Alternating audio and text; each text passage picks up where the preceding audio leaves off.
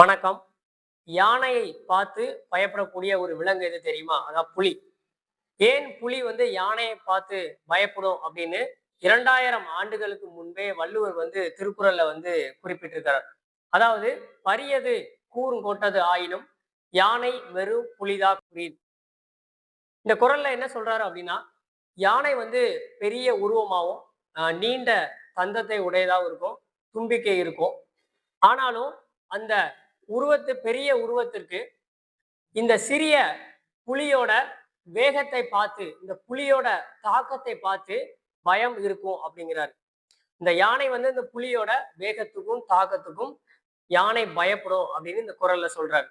So இந்த குறள் நம்மளுடைய வாழ்க்கையில எதை உணர்த்துது நமக்கு அப்படின்னா, இப்ப யானை அப்படிங்கிறது ஒரு மனித வாழ்க்கையில நம்ம வெளியில தெரியக்கூடிய அந்த பிரம்மாண்டமான விஷயங்களை நம்ம சொல்லலாம்.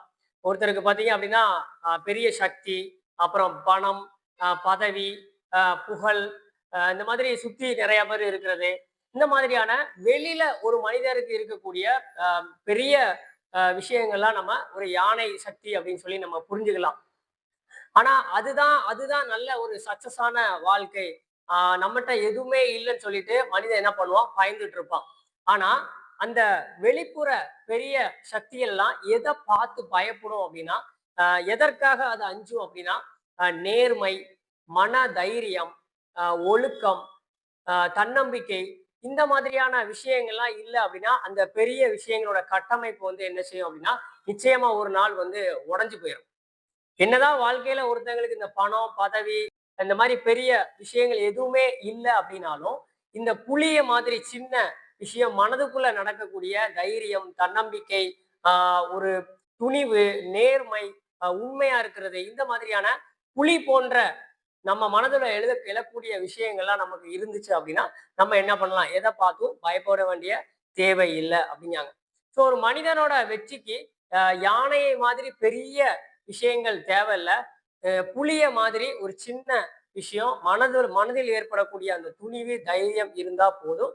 அந்த வெற்றியை நம்மளால என்ன முடியும்? அடைய முடியும். இப்போ உதாரணம் பார்த்தீங்க அப்படின்னா, சிலவங்க பார்த்தீங்கன்னா நிறைய பேசுவாங்க. ரொம்ப தைரியமா இருக்கிற மாதிரி பேசுவாங்க. ஆனா சில இடங்கள்ல பார்த்தா அவங்களுக்கு ஒரு பயம், பதட்டம் இருக்கும். இப்போ மேடை பேச்சா இருக்கட்டும், சில மாணவர்கள் நல்லா படிப்பாங்க. ஆனா தேர்வுக்கு போனா என்ன பண்ணுவாங்க? பயப்படுவாங்க. சிலவங்க நல்லாவே படிக்க மாட்டாங்க. ஆனா அந்த தேர்வெல்லாம் கண்டு ஒரு பயம்லாம் அவங்களுக்கு இருக்காது. இந்த மாதிரியான விஷயங்கள்லாம் மனித வாழ்க்கையில நம்ம என்ன செய்ய முடியும்? நிறைய பார்க்க முடியும். ஸோ நமக்கு தேவையானது புலி போன்ற ஒரு தைரியம் தான். ஸோ அதனால எவ்வளவு பெரிய ஒரு விஷயமா இருந்தாலும், எவ்வளவு பெரிய ஒரு நபரை நீங்க சந்திக்க நேர்ந்தாலும், நம்ம அஞ்சக்கூடிய தேவையில்லை. ஸோ நம்மளுடைய தைரியம், நம்மளுடைய செயல் எல்லாமே எப்படி இருக்கணும்? புலி போன்ற ஒரு வேகமா இருக்கணும். ஸோ மற்றொரு பதிவுல பார்ப்போம். நன்றி.